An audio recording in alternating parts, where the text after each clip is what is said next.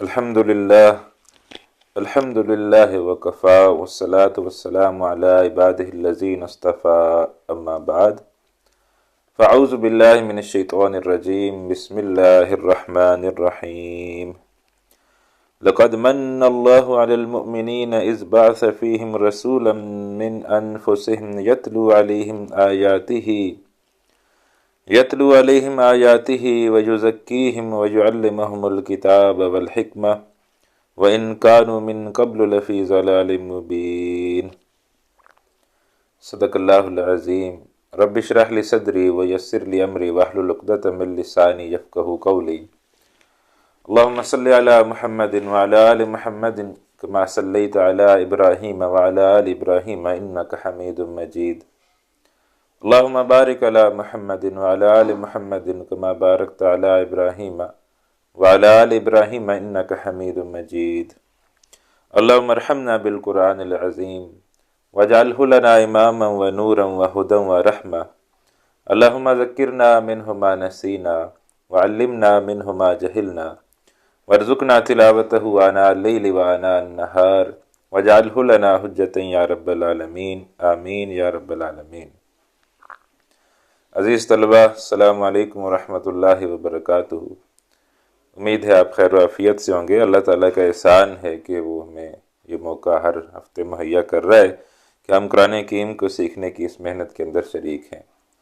سورہ آل عمران جو ہے وہ زیر مطالعہ ہے، اور سورہ آل عمران میں ہم آیت نمبر 143 تک جو ہے وہ مطالعہ کر چکے ہیں۔ 143 نمبر آیت تک ہم جو ہے وہ اپنا سبق کا تکمیل جو ہے وہ کر چکے ہیں۔ اس وقت جو مضمون ہمارے زیر مطالعہ چل رہا ہے وہ غزوہ احد کے حالات پر اللہ سبحانہ و تعالیٰ کی طرف سے تبصرہ، اور یہ تقریباً اب آیت نمبر 180 تک یہ سلسلہ جو ہے وہ چلنا ہے، اور اس کے بعد جو ہے وہ پھر مضامین تبدیل ہوں گے۔ اس وقت غزوہ احد ہی پر تقریباً 6 رکوع مسلسل ہیں جن کا ہم مطالعہ کر رہے ہیں۔ یہاں پر اب ایک آیت آئی ہے جو بہت جامع ہے، اور نبی اکرم صلی اللہ علیہ وسلم نے جو کام جو ہے وہ کس انداز میں جو ہے وہ کرنا ہے، اور کس انداز میں آپ صلی اللہ علیہ وسلم نے جو ہے وہ کام جو ہے وہ کیا ہے۔ نبی اکرم صلی اللہ علیہ وسلم نے صحابہ کرام کو کیسے جو ہے وہ تیار کیا، جو صحابہ کی جماعت نبی اکرم صلی اللہ علیہ وسلم نے تیار کی رضوان اللہ علیہم اجمعین، وہ جماعت نبی اکرم صلی اللہ علیہ وسلم نے کیسے جو ہے وہ تیار کی، تو وہ بات اس آیہ مبارکہ کے اندر جو ہے وہ آ رہی ہے۔ اور یہ جو مضمون ہے یہ قرآن حکیم میں اس ایک جگہ نہیں بلکہ قرآن حکیم میں یہ مضمون 4 دفعہ آیا ہے کہ اللہ سبحانہ و تعالیٰ نے نبی اکرم صلی اللہ علیہ وسلم کو بھیجا ہے، تو آپ صلی اللہ علیہ وسلم کے ذمے یہ 4 کام جو ہے وہ لگائے گئے ہیں، اور ان 4 کاموں کے ذریعے جو ہے وہ نبی اکرم صلی اللہ علیہ وسلم نے صحابہ کی بھی جماعت تیار کی ہے، اور آج بھی اگر کوئی کامیاب ہونا چاہتا ہے تو یہی 4 کام جو ہے وہ جب تک نہیں کرے گا وہ کامیاب نہیں ہوگا۔ تو یہاں پر سب سے پہلی بات جو اللہ سبحانہ و تعالیٰ نے ارشاد فرمائی، لقد من اللہ علی المؤمنین، اللہ نے احسان فرمایا ہے مومنوں پر، یعنی نبی اکرم صلی اللہ علیہ وسلم کو جو بھیجنا ہے اس کو اللہ سبحانہ و تعالیٰ اپنی طرف سے ایک احسان جو ہے وہ گردان کر رہے ہیں کہ ہم نے یہ احسان کیا ہے اہل ایمان پر۔ لقد من اللہ علی المؤمنین، یقیناً احسان فرمایا اللہ تعالیٰ نے ایمان والوں پر۔ کیا احسان فرمایا؟ اذ بعث فیہم رسولا من انفسہم، کہ اللہ سبحانہ و تعالیٰ نے ایک رسول بھیجا انہی میں سے۔ اب یہ انہی میں سے کیا مراد ہے کہ اللہ سبحانہ و تعالیٰ نے انہی میں سے جو ہے وہ ایک رسول بھیجے ہیں؟ یہ انہی میں اگر مختصر ترین دائرے کی بات کریں تو نبی اکرم صلی اللہ علیہ وسلم کا خاندان آئے گا، بنو ہاشم آئے گا، کہ بنو ہاشم کے اندر جو ہے وہ اللہ کے نبی صلی اللہ علیہ وسلم کو بھیجا گیا۔ اس سے اوپر کی بات کریں تو قریش کے اندر نبی اکرم صلی اللہ علیہ وسلم کو بھیجا گیا۔ تو قریش کے لیے اللہ کے نبی صلی اللہ علیہ وسلم کا معاملہ یہ نہیں تھا کہ کوئی باہر سے آئے ہوئے رسول تھے، بلکہ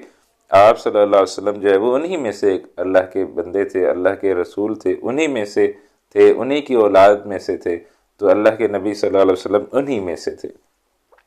اسی طرح اگر اور دائرہ وسیع کریں تو عرب والوں کو جب دعوت دے گی تو اللہ کے نبی صلی اللہ علیہ وسلم عرب والوں میں سے تھے۔ اسی طریقے سے پوری دنیا کے انسانوں کو جو ہے وہ جب دعوت دی جا رہی ہے تو پوری دنیا کے انسانوں کو یہ کہا جا رہا ہے کہ اللہ کے نبی صلی اللہ علیہ وسلم انسانوں میں سے تھے۔ اللہ سبحانہ وتعالیٰ چاہتے کہ فرشتہ آ جاتا، کوئی اور اللہ کی چاہے کوئی مخلوق آ جاتی، لیکن اللہ سبحانہ وتعالیٰ نے انسانوں میں سے پھر عرب والوں میں سے، پھر مکے والوں میں سے، پھر قریش والوں میں سے، پھر بنی ہاشم والوں میں سے اللہ کے نبی صلی اللہ علیہ وسلم کو مبعوث کیا۔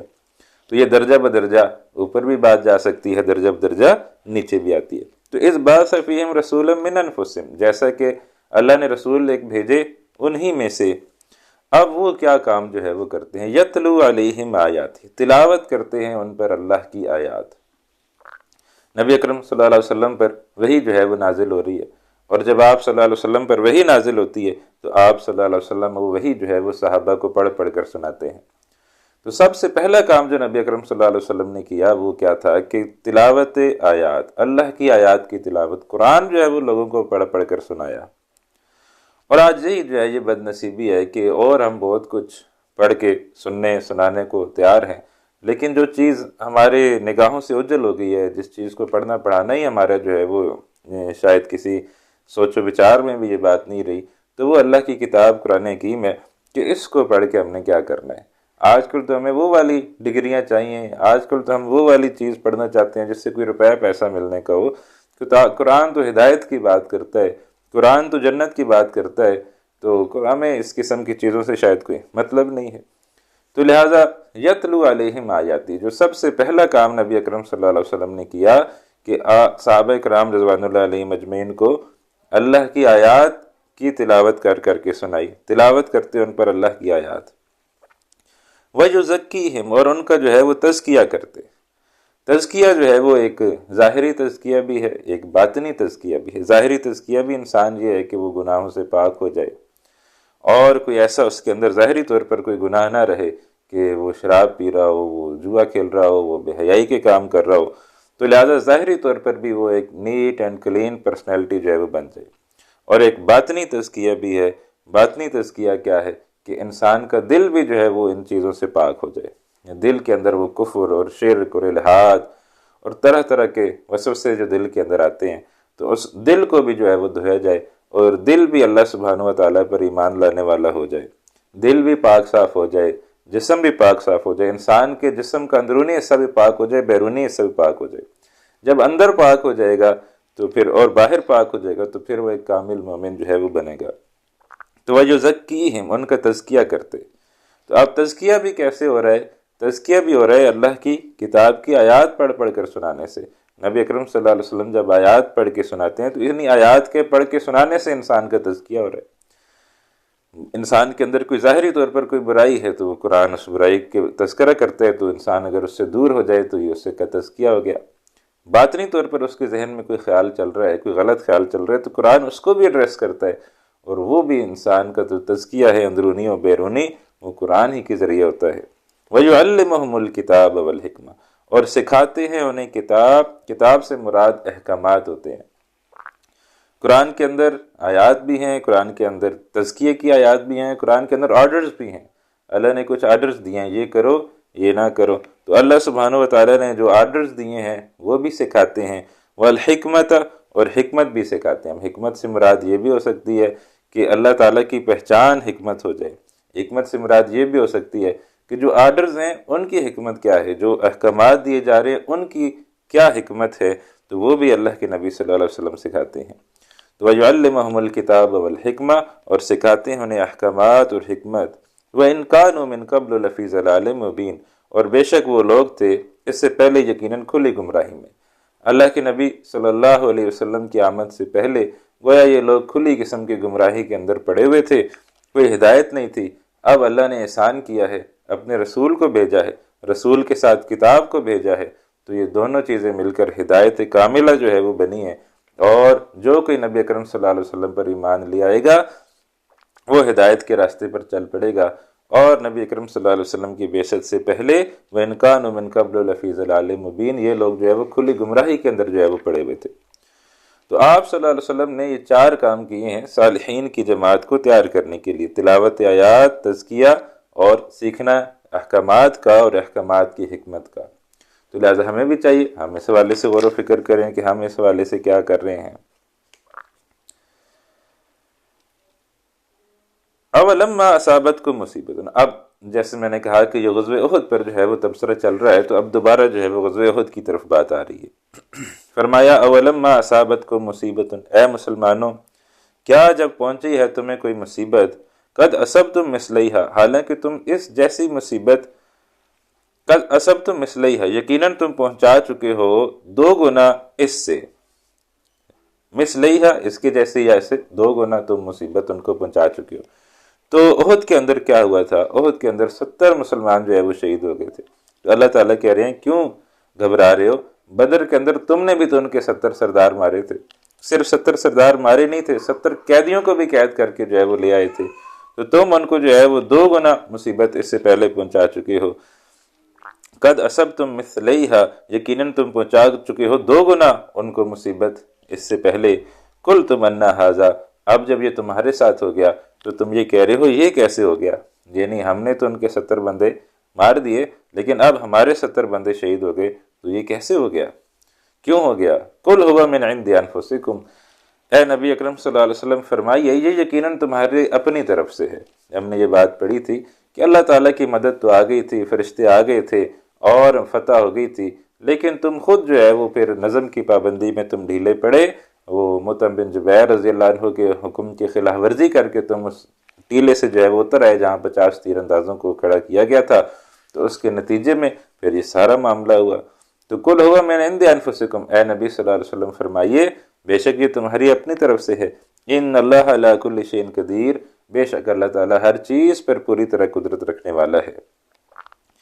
وما اصابکم یوم التقى الجمعان، اور جو کچھ پہنچا تمہیں اس دن جب باہم ٹکرائیں دو جماعتیں، فباذن اللہ، تو وہ اللہ تعالیٰ کے حکم سے تھا۔ یعنی یہ جو بھی ہوا ہے یہ اللہ کے اذن سے تھا۔ یعنی اگر اللہ سبحانہ و تعالیٰ چاہتے تو خالد بن ولید کو وہ راستہ ہی نہ نظر آتا، تو وہ ادھر جاتا ہی نہیں، یا وہ 50 تیر اندازوں کا وہ دل جو ہے وہ نہ اس طرف ہوتا اور وہ وہاں قائم رہتے۔ تو اللہ سبحانہ و تعالیٰ یہ جو کچھ بھی ہوا ہے یہ اللہ سبحانہ و تعالیٰ کے اذن سے جو ہے وہ ہوا ہے۔ ایک ہے کہ کیا یہ سب کچھ اللہ کی مرضی کے خلاف ہو گیا، یا یہ کہ یہ سب کچھ جو بھی ہوا ہے یہ اللہ تعالیٰ کے اذن سے ہوا ہے۔ تو فرمایا جا رہا ہے یہ جو کچھ بھی ہوا یہ اللہ سبحانہ و تعالیٰ کے اذن سے ہوا۔ اذن اور چیز ہے اور اللہ سبحانہ و تعالیٰ کی رضا اور پسندیدگی جو ہے وہ اور چیز ہے۔ ایک چور جو ہے وہ چوری کرنے کے لیے گھر سے نکلتا ہے تو وہ اس وقت تک کامیاب نہیں ہو سکتا جب تک اللہ کا اذن نہ ہو۔ بہت ساری پرمیشنز ہیں نا، فرشتوں کو بھی اللہ تعالیٰ نے دی ہوئی ہیں کہ بھائی انسان جو بھی کرے اس کو تم نے روکنا نہیں ہے، تو لہٰذا وہ فرشتے بھی جو ہے وہ اس کو نہیں روکتے، ورنہ فرشتے چور کو روک لے اور بہت ساری ہوا چلے اور وہ نقصان ہو جائے اس کا، وہ اپنی چوری کو مکمل نہ کر سکے، تو بہت ساری چیزیں ہیں، لیکن یہ سب کچھ انسان کے تابع کر دیا اللہ سبحانہ و تعالیٰ نے۔ تو انسان جب گناہ بھی کرتا ہے تو اللہ کا اذن اس میں شامل ہوتا ہے، لیکن اللہ کی رضا اس میں شامل نہیں کہ اللہ خوش ہوا ہے، نہیں، اللہ اس سے پھر ناراض ہوتا ہے اور اللہ تعالیٰ پھر اس کا حساب لے گا کہ ہم نے تمہیں اختیار دیا تھا، اس اختیار کا تم نے غلط فائدہ کیوں اٹھایا۔ تو یہی بات احد پر بھی اپلائی ہو رہی ہے کہ وما اصابکم یوم التقى الجمعان، جو کچھ تمہیں پہنچا اس دن جب باہم ٹکرائیں دو جماعتیں، یعنی ایک مسلمانوں کی جماعت تھی اور ایک ان کی جماعت تھی، جب یہ دو جماعتیں باہم ٹکرائیں تو جو کچھ بھی ہوا فباذن اللہ، یہ اللہ تعالیٰ کے حکم سے تھا۔ یہ جو عارضی طور پر ایک شکست ہوئی ہے یہ بھی اللہ کے اذن سے تھی، اللہ کی منشا و مرضی کے بغیر پتہ بھی نہیں ہل سکتا، تو یہ بھی جو کچھ ہوا ہے یہ بھی اللہ کے اذن سے ہوا ہے۔ وَلِيَعْلَمَ الْمُؤْمِنِينَ، اور تاکہ وہ جان لے کہ ایمان والے کون ہیں۔ اچھا، یہ عالم یعلم جاننا ہے، لیکن اللہ سبحانہ و تعالیٰ کو تو معلوم ہے، اللہ تعالیٰ تو دلوں کا حال جو ہے وہ جاننے والا ہے، اللہ تعالیٰ تو دل کی کیفیات کو جاننے والا ہے، وَهُوَ عَلِيمٌ بِذَاتِ الصُّدُورِ ہے، وہ دل کے بھید جو ہے وہ جانتا ہے۔ تو لہٰذا ہم یہاں پر پھر یہ ترجمہ نہیں کرتے وَلِيَعْلَمَ الْمُؤْمِنِينَ، تاکہ وہ جان لے کہ ایمان والے کون ہیں، بلکہ اس کا پھر ترجمہ یوں کیا جاتا ہے وَلِيَعْلَمَ الْمُؤْمِنِينَ، تاکہ ظاہر کر دے کہ ایمان والے کون ہیں۔ اللہ کو تو معلوم ہے اور لوگوں کو بھی پتہ چل جائے کہ ایمان والے کون ہیں، اور لوگوں کو بھی پتہ چل جائے کہ منافقین کون ہیں۔ اگر اس طرح کی کیفیات نہ ہو اور ہمیشہ ون ون سچویشن ہی ہو اور ہمیشہ جیت ہی جیت ہو مسلمانوں کو، اور کبھی اس قسم کی کیفیات جیسی احد میں ہے ان کا سامنا نہ کرنا پڑے، تو پھر کیسے ظاہر ہوگا کہ نفاق والے کون ہیں اور ایمان والے کون ہیں؟ پھر تو سارے آگے بڑھ کر آئے نا، اگر ہمیشہ فتح ہی فتح ہو تو لہٰذا یہ جو کچھ ہوا ہے اللہ تعالیٰ جاننے والا ہے۔ اور پھر آگے الفاظ آ رہے ہیں وَلِيَعْلَمَ الَّذِينَ نَافَقُوا، یہاں بھی عالم یعلم جاننے کے معنوں میں، لیکن یہاں پر اللہ سبحانہ و تعالیٰ تو جانتے ہی ہیں، تو وَلِيَعْلَمَ الَّذِينَ نَافَقُوا، تاکہ اللہ ظاہر کر دے ان کو جو منافق ہوئے۔ اب ایک تو وہ لوگ، ان لوگوں کا نفاق کھل کر سامنے آ گیا جو 300 کی تعداد میں مسلمانوں کے اندر ہی موجود تھے، لیکن عین میدان جنگ کے وقت، عین میدان جنگ میں اور جنگ ہونے سے بالکل پہلے یہ 300 کی تعداد میں عبداللہ بن ابی اپنے لوگوں کو لے کر جو ہے وہ واپس چلا گیا۔ تو اب کیسے جو ہے وہ ظاہر ہوتا ہے کہ یہ منافق ہیں؟ تو یہ اس قسم کے حالات اللہ تعالیٰ پیدا کر دیتے ہیں کہ ظاہر ہو جاتا ہے کہ ایمان والے کون سے ہیں اور منافق کون سے ہیں۔ وَلِيَعْلَمَ الَّذِينَ نَافَقُوا، اور تاکہ وہ ظاہر کر دے ان کو جو منافق ہوئے۔ وَقِيلَ لَهُمْ، اور کہا گیا تھا ان منافقوں سے، تَعَالَوْا، آؤ، قَاتِلُوا فِي سَبِيلِ اللَّهِ، جنگ کرو اللہ کے راستے میں، او ادفعوا، یا دفاع کرو۔ یعنی ان کو کہا گیا تھا کہ دیکھو اللہ کے راستے میں اب جنگ ہونے لگی ہے، احد کا میدان سجنے لگا ہے، تو آؤ اللہ کے راستے میں جنگ کرو اور دفاع کرو۔ قالوا لو نعلم قتالا لاتبعناکم، وہ کہنے لگے اگر ہم جانتے کہ یہ کوئی جنگ وغیرہ ہونی ہے تو ہم ضرور پیروی کرتے تمہاری۔ یعنی یہ تو کوئی جنگ شنگ نہیں ہو رہی، یہ تو بس منافقین نے یہاں تک کہا کہ دیکھو یہ قریش والے کون ہیں، مکے والے کون ہیں، یہ مکے کے لوگ ہیں، اور یہاں مدینے میں نبی اکرم صلی اللہ علیہ وسلم کون ہیں، یہ بھی مکے سے آئے ہوئے ہیں، ابو بکر، عثمان اور عمر اور علی، یہ سارے صحابہ کرام، اور دوسرے بڑے بڑے جید صحابہ کرام، یہ کون ہیں، یہ بھی سارے مکے سے آئے ہوئے ہیں۔ تو یہ تو ان کی آپس میں بس معاذ اللہ ایک قسم کی نورہ کشتی ہے، یعنی بس ایک دکھاوا ہے، کوئی لڑائی شڑائی اصل میں انہوں نے کرنے کوئی نہیں ہے۔ تو اگر ہمیں پتہ ہوتا کہ کوئی جنگ ہونی ہے تو ہم ضرور یہاں رکتے، لیکن اصل میں ان کی کوئی جنگ ہونی نہیں ہے۔ تو قالوا لو نعلم قتالا لاتبعناکم، انہوں نے کہا اگر ہم جانتے کہ جنگ ہوگی تو ہم ضرور پیروی کرتے تمہاری۔ ہم للکفر یومئذ اقرب منہم للایمان، وہ کفر سے اس روز زیادہ قریب تھے بنسبت ایمان کے۔ یعنی وہ جب انہوں نے یہ بات کہی کہ کون سا ان کی جنگ ہونی ہے تو وہ زیادہ کفر کے قریب تھے۔ یقولون بافواہہم، وہ اپنے منہوں سے ایسی بات کہہ رہے تھے، ما لیس فی قلوبہم، جو ان کے دلوں میں نہیں تھی، اصل میں تو وہ موت کے خوف سے بھاگ رہے تھے۔ اور منافقین پر یہی تو چیز بھاری ہوتی ہے کہ جہاد، قتال، اللہ کے راستے میں جنگ کرنا، جان کا نذرانہ پیش کر دینا، یہ منافق پر بہت بھاری بات ہوتی ہے۔ تو وہ جو ہے وہ بھاگ رہے تھے۔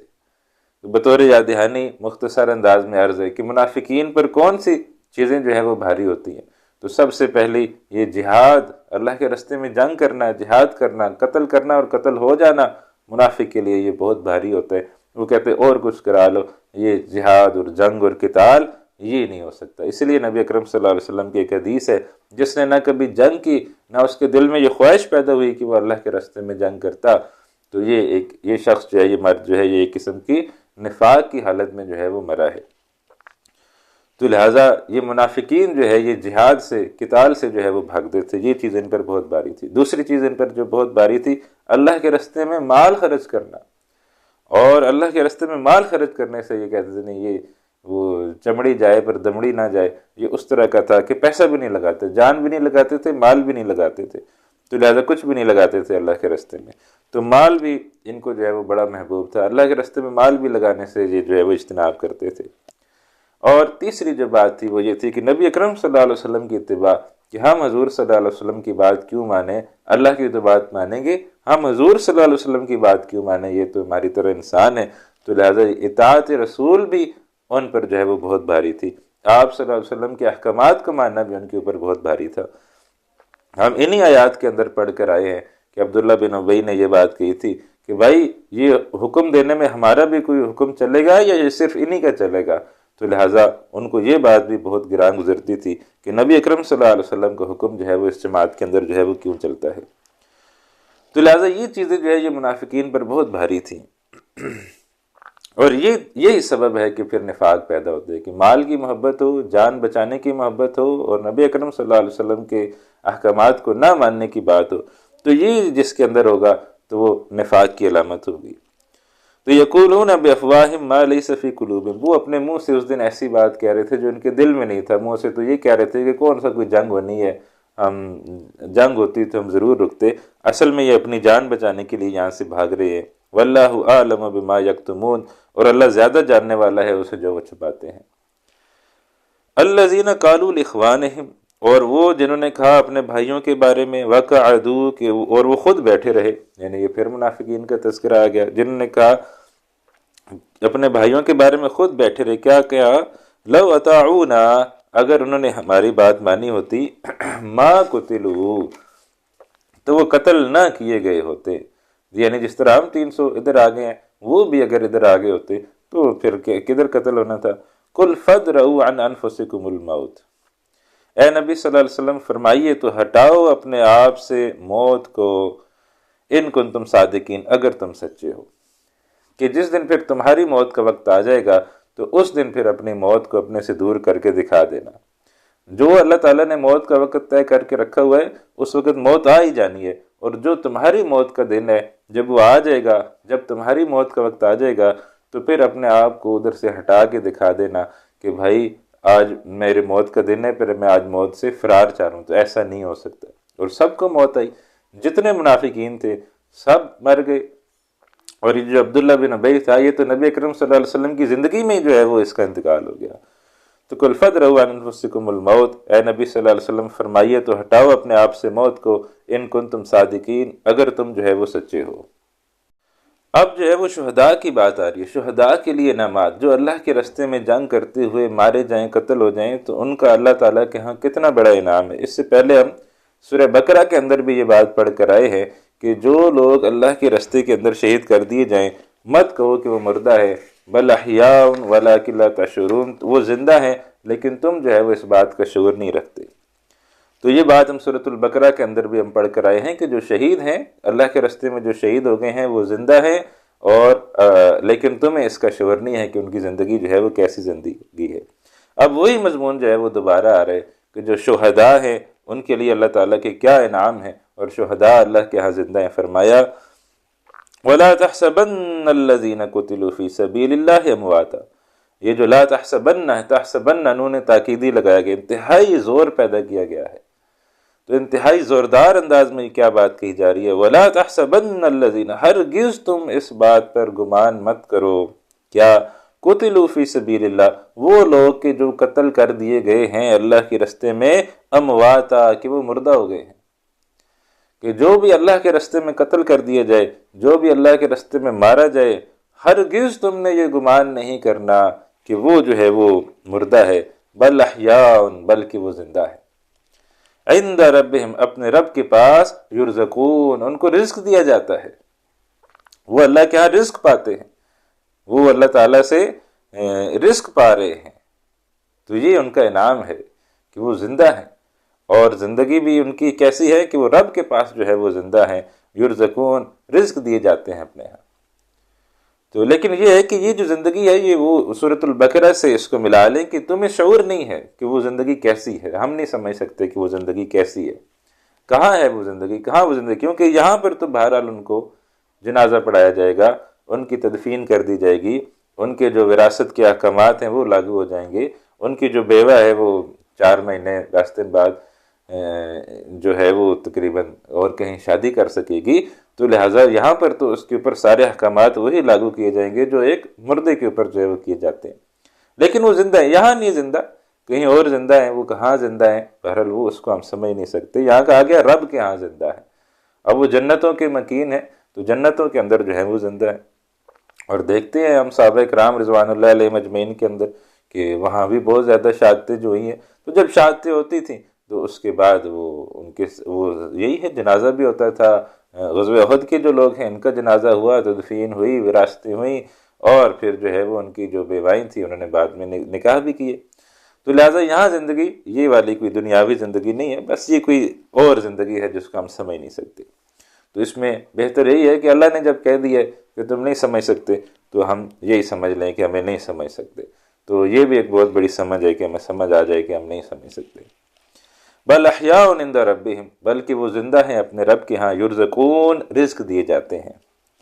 فرحین بما آتاہم اللہ من فضلہ بہت خوش ہیں اس سے جو عطا کیا ہے انہیں اللہ نے اپنے فضل سے، اور وہ بہت خوشی منا رہے ہیں، یعنی وہ بہت ہی کوئی ہیپی کیفیت میں، شاندار کیفیت میں ہے۔ وَيَسْتَبْشِرُونَ بِالَّذِينَ لَمْ يَلْحَقُوا بِهِم مِّن خَلْفِهِمْ، اور خوشی مناتے ہیں ان کی جو نہیں ملے ان سے ان کے پیچھے سے. یعنی ان کو ایک تو یہ کہ یہ جنت کے اندر پہنچ گئے ہیں اور جنت میں اعلیٰ مقام پایا ہوا ہے انہوں نے، بہت خوش ہیں جو کچھ ان کو ان کے رب کی طرف سے دیا جا رہا ہے، اور خوشی منا رہے ہیں کہ ابھی فلاں بھی آپ کے دوست جلدی آپ سے ملنے والے ہیں، فلاں بھی آپ کے دوست جلدی آپ سے ملنے والے ہیں. تو وہ خوشی مناتے ہیں ان کے جو نہیں ملے ان سے ان کے پیچھے سے کہ وہ آ رہے ہیں، وہ صحابہ کرام بھی جو ابھی دنیا کی زندگی میں ابھی موجود ہیں، زندہ ہیں، تو وہ بہت جلد ہمارے پاس جو ہے وہ پہنچنے والے ہیں. تو یستبشرون بالذین لم یلحقوا بہم من خلفہم الا خوف علیہم ولا هم یحزنون، کہ نہیں ہوگا کوئی خوف ان پر بھی اور نہ وہ غمگین ہوں گے، کہ جو اب دنیا میں صحابہ کرام ہیں وہ بھی جو ہے وہ بہت جلدی ان کے پاس جنتوں کے مکین جو ہے وہ بننے والے ہیں. یستبشرون بنعمت من اللہ وفضل، وہ خوشی مناتے ہیں اس نعمت کی جو اللہ کی طرف سے ہے اور فضل کی. وَأَنَّ اللَّهَ لَا يُضِيعُ أَجْرَ الْمُؤْمِنِينَ، اور بے شک اللہ ضائع نہیں کرتا مومنوں کا اجر. تو لہٰذا وہ خوشیاں منا رہے ہیں. تو یہ شہداء کا انعام ہے. یہ جو منافقین یہ سمجھ رہے ہیں کہ یہ تو 70 لوگ جو ہے وہ مارے گئے، یہ 70 لوگ جو ہے وہ اللہ کے راستے میں شہید ہو گئے ہیں، یہ 70 لوگ مارے گئے، اگر یہ نہ مارے گئے ہوتے تو ہمارے پاس ہوتے، زندہ ہوتے. تو یہ بات بتائی جا رہی ہے کہ وہ اس وقت زندگی سے زیادہ جو ہے وہ خوشیاں منا رہے ہیں. وہ 70 صحابہ کرام جو اس میدان احد کے اندر شہید ہوئے ہیں وہ بہت زیادہ خوش ہیں، بجائے اس کے کہ وہ دنیا کے اندر ہوتے. اب وہ جنتوں کے اندر پہنچ گئے ہیں تو وہ بہت زیادہ خوش ہیں، اور اس کیفیت میں نہ صرف خوش ہیں بلکہ اپنے بقیہ ساتھیوں کے بارے میں بھی خوشخبریاں جو ہے وہ پا رہے ہیں. تو لہٰذا یہاں پر یہ اللہ سبحانہ و تعالیٰ فرما رہے ہیں کہ جو اللہ کے راستے میں مارے جائیں وہ زندہ ہیں، احیاء عند ربہم یرزقون. تو ہمیں بھی کوئی خواہش کرنی چاہیے نا کہ نبی اکرم صلی اللہ علیہ وسلم نے جس چیز کے لیے اپنا خون بہایا، نبی اکرم صلی اللہ علیہ وسلم نے دین کے لیے اپنا خون بہایا، دندان مبارک شہید کرائے، تو کیا اس دین کے لیے ہم اپنا پسینہ بھی بہانے کو تیار ہیں؟ نبی اکرم صلی اللہ علیہ وسلم تو اپنی جان جو ہے وہ تھیلی پہ رکھ کر میدان کے اندر موجود ہیں، اور ہم جو ہے وہ بس یہ وہ آج کے لیے آتا ہے کہ فیس بک پہ لکھا آتا ہے کہ بس جس دین کی دعوت میں دے رہا ہوں تو فیس بک کے اوپر میں نے لکھ دیا ہے، تو اب سارے دین کی دعوت ادھر سے میرے سے لے لے. میرے پاس اتنا ٹائم تو ہے نہیں کہ میں اب کسی کے ایک ایک کے پاس جا کے اس کو دعوت دوں، تو لہٰذا یہاں میں لکھ رہا ہوں، اب جس کو ضرورت ہے تو وہ یہاں سے آ کے لے لے. تو لہٰذا یہ والی کیفیت ہے، یا یہ کہ نہیں ہم بھی جو ہے وہ سوچتے ہیں کہ دین کے لیے ہم نے بھی کچھ کرنا ہے، تو لہٰذا ہمیں بھی کچھ جو ہے وہ دین کے لیے کرنا چاہیے. اور اکثر ہمارے جو سننے والے ہیں ان میں کچھ طالبات بھی ہیں، تو طالبات کیا کریں، یا اسٹوڈنٹ فیمیل اسٹوڈنٹ جو خواتین ہیں وہ کیا کریں؟ وہ خود دین سیکھیں، قرآن سیکھیں، ماشاءاللہ سیکھ رہی ہیں، آگے اپنی اولاد کو جو ہے یہ منتقل کریں، بیٹوں کو جو ہے وہ تیار کریں کہ وہ دین کے لیے محنت کرنے والے بنیں. جس طرح ہم بیٹوں کو تیار کرتے ہیں، بیٹیوں کو تیار کرتے ہیں کہ وہ جو ہے وہ اسکولوں میں جاتے ہیں، کالجوں میں جاتے ہیں، یونیورسٹی میں جاتے ہیں تاکہ آئندہ زندگی ان کے لیے آسان ہو، تو ہم اپنی اولاد کو اس حوالے سے تربیت کریں، ہم اپنی اولاد کو اس حوالے سے تیار کریں کہ وہ دین کے لیے کچھ کرنے والے بن جائیں. ایک بڑا مشہور بات ہے جو کہی جاتی ہے، اللہ تعالیٰ نے امت کا حال جو ہے، حال سے مراد پریزنٹ، جو اس وقت موجود کیفیت ہوتی ہے کسی بھی زمانے کی، زمانے کے اعتبار سے حال، تو اللہ تعالیٰ نے امت کا حال جو ہے وہ مردوں کے حوالے کیا ہے، اور اللہ تعالیٰ نے امت کا مستقبل جو ہے وہ عورتوں کے حوالے کیا، یعنی بچے ان کے پاس ہے. تو آج سے 20 سال بعد جو ہے وہ کیا ہو رہا ہوگا، تو وہ دیکھ لیں کہ بچوں کی پرورش جو ہے وہ کیسے ہو رہی ہے. تو لہٰذا خواتین جو ہے وہ خود بھی جو ہے وہ دین سیکھیں، قرآن سیکھیں، اور اپنی اولاد کو بھی اس فکر میں لگائیں کہ ان کو بھی قرآن جو ہے وہ پڑھایا کریں. کچھ ترجمے سے 1 آیت 2 آیت 4 آیتیں کچھ گھر میں ان کو بھی جو ہے وہ پڑھایا کرے. تو لہٰذا یہ خواتین یہ کام کر سکتی ہیں، مرد آگے بڑھ کر کام کر سکتے ہیں کہ کس طرح اللہ کے دین کے لیے ہم جو ہے وہ کام کر سکتے ہیں. تو مردوں کو اللہ تعالیٰ نے میدان میں مقرر کیا ہے، عورتوں کو جو ہے وہ اور میدان دیا ہے. تو عورتیں اور مرد اپنے اپنے میدان میں آگے بڑھ کر جو ہے وہ دین کا کام کرنے کی کوشش کریں. اب پھر جو ہے وہ ایک واقعہ آ رہا ہے، اور یہ واقعہ یہ تھا کہ یہ پہلے بھی اس پر کئی بار بات ہوئی ہے کہ جب جو ہے وہ غزوہ احد کے اندر مسلمانوں کو جو ہے وہ بہرحال ایک وقتی طور پر جو ہے وہ شکست کا سامنا جو ہے وہ کرنا پڑ گیا، اور 70 صحابہ کرام جو ہے وہ شہید ہو گئے. تو ایسی صورت میں مکی لشکر کو یہ کرنا چاہیے تھا کہ وہ اب مدینہ کے اوپر چڑھائی کرتے، وہاں پھر قیدی بناتے، کوئی اس طرح کی حرکات کرتے. لیکن ان سے اس وقت یہ غلطی ہوئی کہ انہوں نے جو ہے وہ کہا جی بس ٹھیک ہے 70 ہم نے ان کے بندے مار لیے ہیں. انہوں نے جو ہے وہ سامان لادا اور مکے کی طرف واپس چل پڑے. تو یہ ان سے بہت بڑی غلطی ہوئی. اب جب ان سے یہ بہت بڑی غلطی ہوئی تو نبی اکرم صلی اللہ علیہ وسلم کو یہ اندازہ ہو گیا کہ یہ ان سے بہت بڑی غلطی ہوئی ہے، اور یہ ان کے اندر خالد بن ولید جیسے لوگ تھے اور بڑے بڑے زبردست قسم کے لوگ تھے ان کے اندر، تو یہ ان سے بہت بڑی غلطی ہوئی ہے، بلنڈر ہوا ہے ان سے. تو لہٰذا ان کو کہیں نہ کہیں یہ احساس ہوگا کہ ہم نے مدینہ کے اوپر حملہ کیوں نہیں کیا. جب مدینہ کے لشکر کو شکست ہو گئی تھی تو ہم نے مدینہ کے اوپر حملہ کیوں نہیں کیا. تو لہٰذا یہ جو ہے یہ مدینہ کے اوپر حملہ کرنے کا سوچیں گے، اور یہ ان کو کہیں نہ کہیں چل کر خیال جو ہے وہ ضرور آئے گا کہ ہم نے جو ہے وہ مدینہ کے اوپر حملہ کیوں نہیں کیا. تو لہٰذا یہ اندیشہ موجود تھا کہ یہ دوبارہ جو ہے وہ واپس پلٹیں گے اور دوبارہ مدینہ کے اوپر حملہ آور ہوں گے.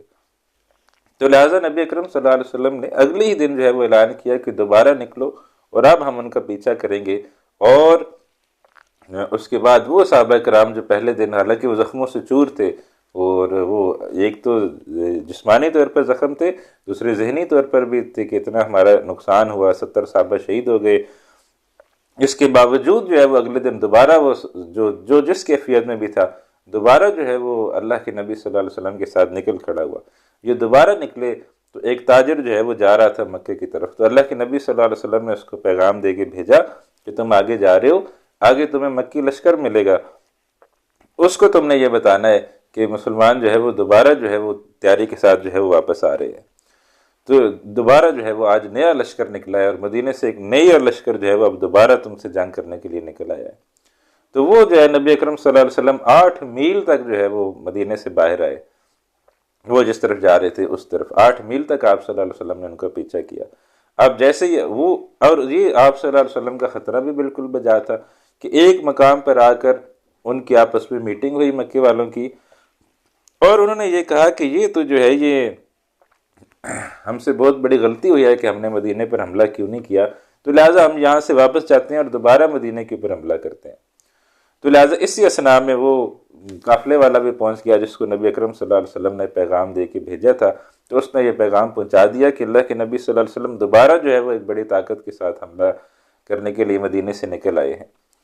تو لہٰذا اب اس نے بھی ایک چال چلی، اس نے آگے سے ایک اور مسافر آ رہا تھا یا کوئی قافلے والا، تو اس کو کہا کہ اب تم جا کے کہو کہ مکے والے دوبارہ واپس پلٹ رہے ہیں. تو اس طرح اس نے حرکت تو کی لیکن فزیکلی اس نے کچھ نہیں کیا.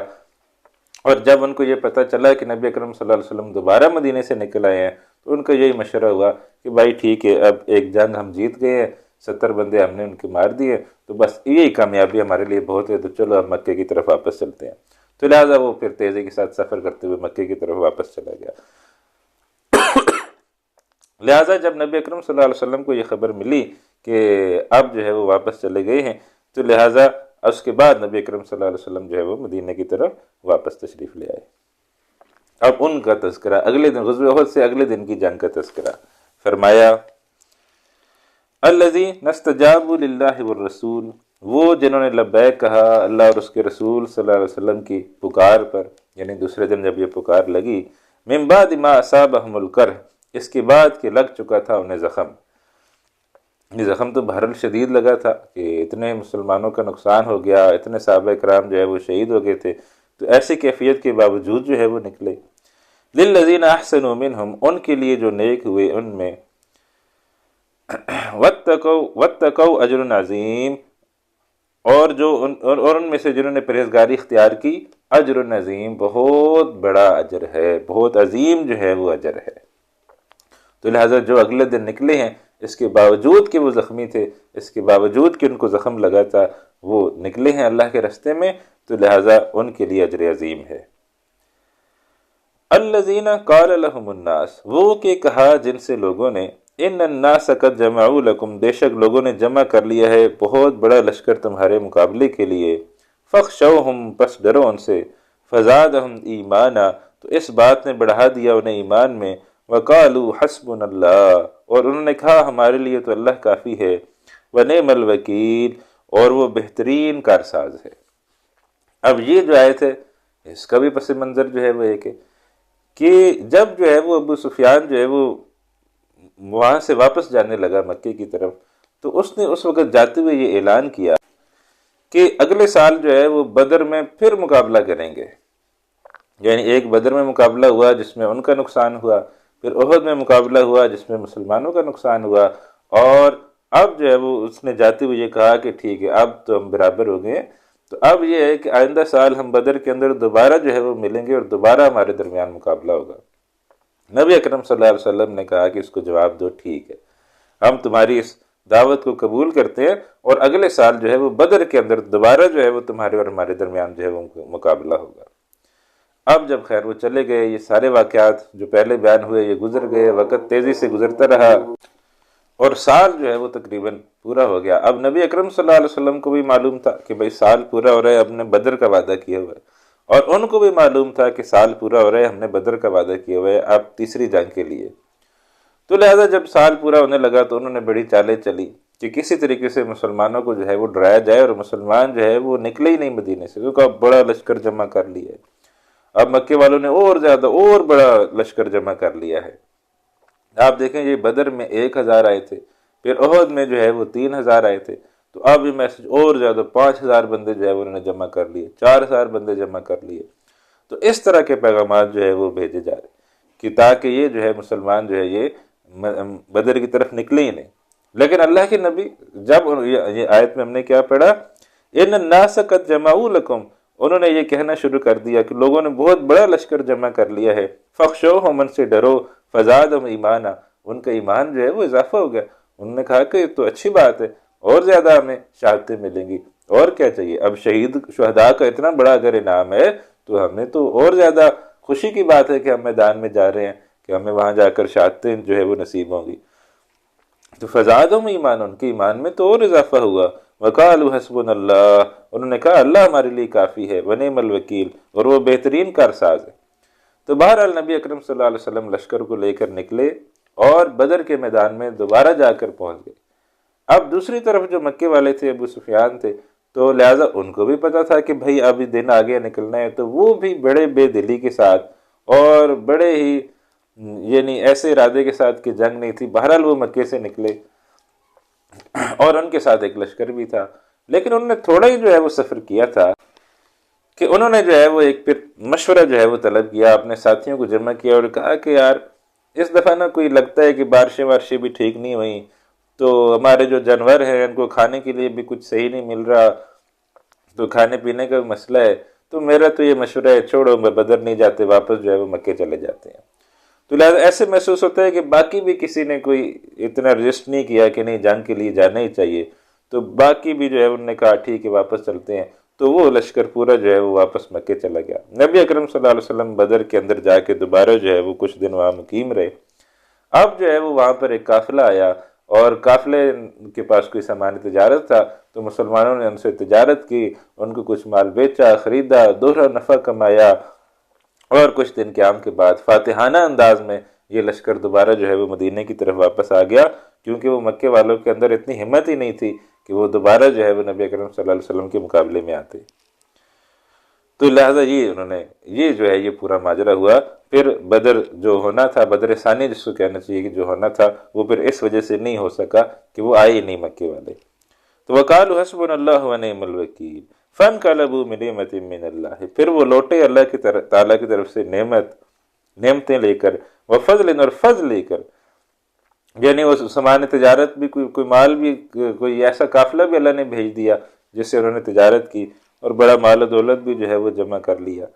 لم یمسسہم سوء، اور انہیں کوئی برائی بھی نہیں پہنچی. یعنی یہ تو بہرحال ایک اللہ کی طرف سے آزمائش تھی کہ یہ نکلیں گے نہیں، اور جب وہ گئے انہیں کچھ بھی نہیں ہوا، اور وہ جناب جنگ تو چونکہ ہوئی نہیں، تو لہٰذا وہ جیسے گئے تھے ویسے واپس آ گئے. لم یمسسہم سوء، کوئی انہیں برائی نہیں پہنچی. واتبعوا رضوان اللہ، اور انہوں نے پیروی کی اللہ کی رضا کی، اللہ کی رضا کی جو ہے وہ جب انہوں نے پیروی کی. واللہ ذو فضل عظیم، اللہ بہت بڑے فضل والا ہے. تو اللہ نے پھر فضل کیا، ان کا جو ہے وہ ایک روب و دبدبہ دوبارہ جو ہے وہ قائم کر لیا، کہ احد کے بعد جو کام ہوا تھا کہ بہرحال یہ بڑے واقعی بہادر لوگ ہیں، کہ اب تیسری دفعہ تو پھر مکے والوں کے اندر ہمت ہی نہیں پڑی ان کے لیے نکلنے کی.